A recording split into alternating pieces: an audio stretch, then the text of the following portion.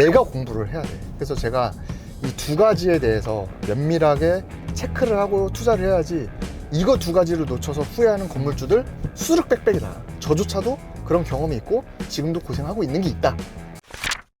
안녕하세요, 황금돼지입니다. 오늘 출근하면서 조금 몇 마디 얘기를 좀 해보려고 제가 셀프로 카메라를 좀 설치를 했는데, 제가 이제 2015년부터 부동산 투자를 시작을 했고 2019년에 처음에 땅을 사서 건물을 지으면서 건물 투자를 사실 실질적으로는 2020년부터 이제 시작을 했죠. 그래서 지금 2026년이니까 뭐 만 6년 동안 뭐 그렇게 건물 투자만 계속 해왔는데, 그러면서 사실 제가 8채 정도를 지어서 팔아도 보고 날려도 보고 분양도 해보고 지금 임대 놓고 운영도 해보고 뭐 여러 가지를 해보고 있는데, 여러분들 사실 건물주가 되면 조물주 위에 건물주라고 모든 거를 다 이룬 것처럼 세상 만사 부러울 게 없을 것 같지만, 사실 저도 건물주가 돼봤고 제가 이제 유튜브랑 강의를 하면서 제 주변에 수많은 건물주들을 봐오지 않았겠습니까? 그러면서 건물주 되고 나서 딱 놓친 그 아쉬운 두 가지, 그거를 한번 오늘 얘기를 해보도록 하겠습니다. 자, 첫 번째는 숫자를 좀 너무 대충 보는 것 같아요. 숫자를. 그래서 사실 주식 보는 사람이 숫자를 훨씬 더 잘 봐. 뭐 예를 들면 내가 1억 가지고 주식을 한다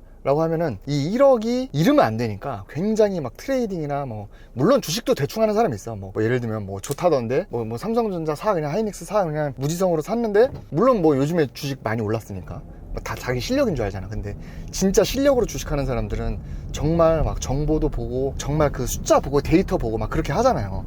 근데 의외로 부동산은 주식보다 투자금이 훨씬 커. 주식으로 1억 투자하면 굉장히 큰 건데, 부동산에서는 그 10배인 10억이라 하더라도 사실은 솔직히 얘기하면 건물에서 10억이면 막 그렇게 큰 돈은 아니란 말이에요. 물론 작은 건물도 있지만.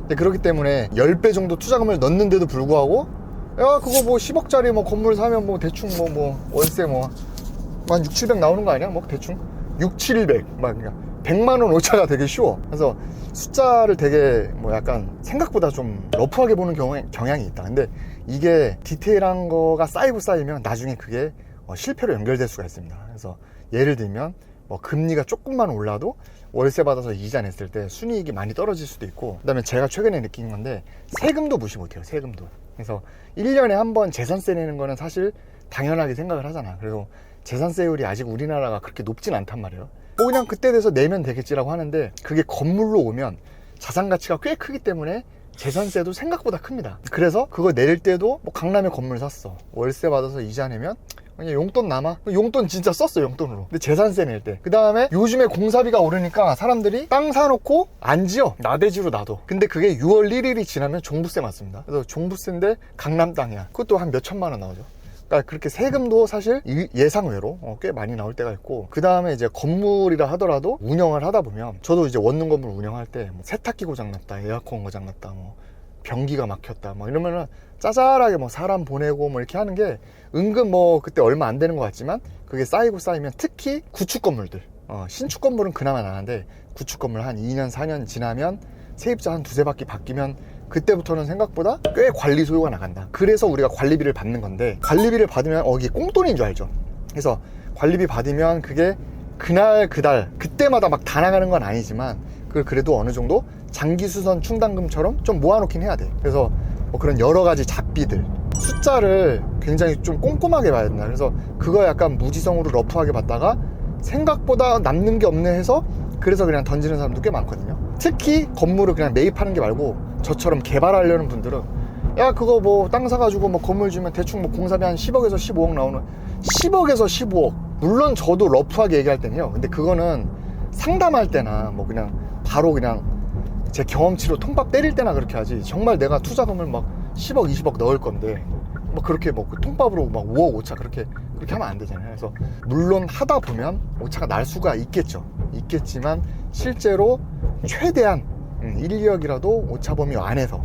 그래서 저희는 이제 그거를 어느 정도 수지 분석을 할 때 설계비, 감리비, 뭐 금융비, 기타 잡비까지 굉장히 디테일하게 잡습니다. 그런 게 쌓여서 나중에 엄청난 스트레스로 올 수도 있다. 그거를 여러분 투자할 때 굉장히 조심해야 됩니다. 그래서 대부분 여러분 급매로 나오는 건물들 보면 거의 현금 흐름이 안 좋거나 생각지도 못한 약간 뭔가 지출이 있거나 아니면 수익이 생각보다 안 나거나 그런 경우에 던진 경우가 대부분 많아요. 그래서 그 사람들이 처음에 건물 진입할 때 매입하러 들어갈 때 이거 생각보다 약간 그런 거 수지 분석을 생각보다 잘 못해서 그런 경우가 많다. 그래서 제 주변에도 시행하는 분들 꽤 많거든요. 시행하는 사람들조차, 금융권에 있는 사람들조차 수지 분석을 생각보다 러프하게 하는 경우가 많아요.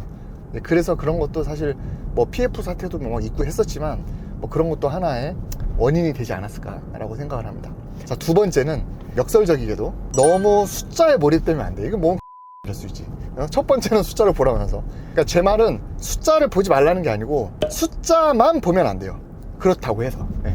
자, 두 번째 다시 정리하면 숫자만 보면 안 된다. 숫자 당연히 봐야 되는데 숫자만 보면 안 돼. 또 뭘 해야 돼? 숫자만 볼 거면 금융 투자를 해야 돼. 왜? 금융은 숫자가 전부거든, 거의. 물론 주식이라는 거는 그 회사에 투자하는 거기 때문에 그 회사의 뭐 재무구조 아니 뭐 CEO 리스크라든가 뭐 여러 가지 뭐 주변 정세 뭐 그런 정성적인 것도 보지만 대부분은 정량적이죠. 네. 주식이나 금융, 채권 이런 거는 그런 데이터를 많이 보면 되는데 부동산은 물리적인 거잖아요.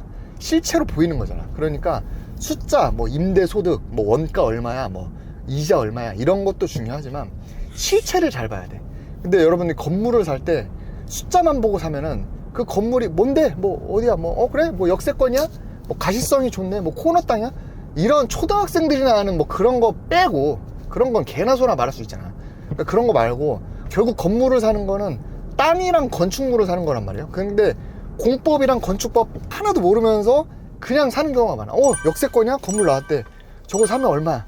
뭐 월세 얼마 나와? 그래. 그러면 안 된다. 결국 내가 그 건물을 살 때는 땅을 볼 줄 알려면 공법을 좀 알아야 되고 건축물을 좀 볼 줄 알려면 건축법을 좀 알아야 돼요. 근데 내가 저 건물을 살 때 저게 건축법이랑 공법에 맞게 비춰봤을 때 그런 관점으로 입각해서 봤을 때 제대로 지은 거냐? 최선이었냐? 그 다음에 저처럼 개발할 사람들은 저거 사가지고 건축물이라는 거는 언젠가 소모품이잖아요. 언젠가 없어지거든. 그럼 뭐 리모델링이든 뭐 없애고 멸실하고 신축을 하든 결국에 그렇게 됐을 때는 공법이랑 건축법을 알 수밖에 없거든요. 근데 건물이라는 거는 주식처럼 뭐 트레이딩 하듯이 단타 치는 게 아니잖아요. 단타 치는 게 아니고 부동산은 중장기 투자를 하려면 결국에 공법, 건축법 뭐 그런 부동산 투자적인 거. 그래서 뭐 역세권이네, 입지 좋네 이런 상권이나 이런 것도 중요하지만 건축적인 것도 어느 정도는 알아야 된다. 그래서 사실 대부분의 건물 투자하는 의사, 사업가, 연예인들, 운동선수 이런 거 잘 몰라.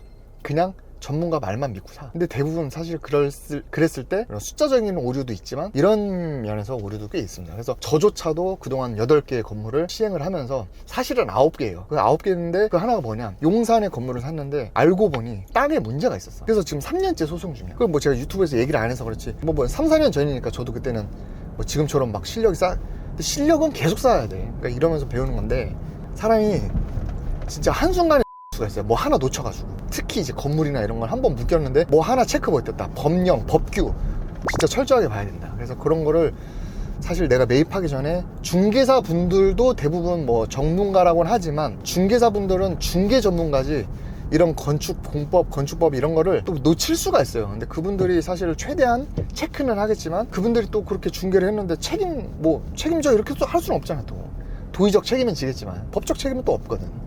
결국에 책임은 누가죠? 내가 하는 거야. 건축주만, 건물주만. 그러니까 내가 공부를 해야 돼. 그래서 제가 이 두 가지에 대해서 면밀하게 체크를 하고 투자를 해야지 이거 두 가지를 놓쳐서 후회하는 건물주들 수르빽빽이다. 저조차도 그런 경험이 있고 지금도 고생하고 있는 게 있다. 그러니 여러분들은 이 두 가지를 분명히 체크를 하셔야 된다. 그래서 제가 이 두 가지 관점에서 잘해가지고 성공했던 거, 실패했던 거 이런 사례를 한 달에 한 번씩 공짜로 알려드려요. 공짜로. 그러니까 여러분 이런 거를 내가 뭐 1, 2천만 원 투자하고 뭐 1억 주식 투자할 때 여러분 공부 엄청 하잖아요. 뭐 안 합니까? 근데 하물며 부동산 투자할 때 1억 이상 들어가잖아요. 솔직히 건물인데. 근데 공부를 좀 하셔라. 그러니까 이거 뭐 공짜로 알려준다고 하니까 여러분 들어오셔가지고 아래 고정 댓글 링크 있으니까 와가지고 저 X는 저래서 성공했구나, 쟤는 저걸 못 봐서 실패했구나, 이거를 모의고사를 미리 보세요. 뭐 수능을 잘 치려면 모의고사를 봐야 되잖아. 그걸 제가 모의고사 대신 쳐준다니까. 그거 보시고 그 다음에 제가 분기에 한 번씩 또 정규 강의를 합니다. 그래서 요즘에 그 부동산 강의팔이 뭐 약간 뭐 성공팔이 뭐 이런 거 많아요. 근데 저는 그런 이슈가 훨씬 이전부터 강의를 했어요. 강의를 해왔고, 그 다음에 강의를 하는 그 성공팔이 부동산 강의 뭐 강의팔이 욕먹는 이유가 강의만 팔아서 그래. 야, 내 강의 들으면 그냥 다 해결될 것처럼 친구처럼 얘기해. 야, 내가 내 강의 들으면 수강료 몇백 내. 내가 다 해줄게. 다 되게 해줄게. 무슨 조물주야? 뭐 신이야? 아니야. 제 강의는 알려드리는 거지. 여러분들이 건물 투자할 때 정말 뭐 제 강의료가 뭐 한 200만 원 가까이 하는데 200만 원 해가지고 여러분들이 절대 실패하지 않게 그런 노하우를 알려주는 거지. 결국엔 여러분들이 갈 때 그걸 배워가지고 혼자 해야 돼요. 그래서 물론 하는 것도 도와드리는 PM도 있지만 PM을 하면서도 사실은 그마저도 책임을 지진 않아. 모든 책임은 본인이 져야 된다. 다만 그거를 여러분들이 훨씬 실패 확률을 거의 0에 수렴할 정도로 이제 낮춰주는 역할을 하는 거지. 여러분 이 세상에 보장이라는 건 없습니다. 뭐 보장이라고 말하는 순간 사실 그건 사기야, 사기. 그래서 어쨌든 여러분들이 건물 투자를 할 때 기본적인 거는 좀 알고 투자를 했으면 좋겠다 라는 게 이제 제 5년 동안 유튜브를 하면서 주구장창 하는 메시지고, 제 이 영상을 보고 여러분들이 뭔가 건물주가 되실 분들이잖아요. 건물 투자를 할 때 또는 건물 개발을 할 때 요 두 가지는 최소한 놓치지 않았으면 좋겠고, 요거를 알기 위해서는 최소한의 공부는 좀 하고 투자를 해라. 그래서 오늘 출근하는 길에 갑자기 삘 받아가지고 좀 얘기를 좀 해봤는데, 앞으로도 여러분 제가 이렇게 이런 사업을 하면서 건물 투자하면서 제 인사이트라든가 생각 이런 거는 좀 간간히 유튜브를 통해서 알려드리도록 하겠습니다. 다음에 또 좋은 영상으로 찾아뵙도록 하겠습니다. 감사합니다.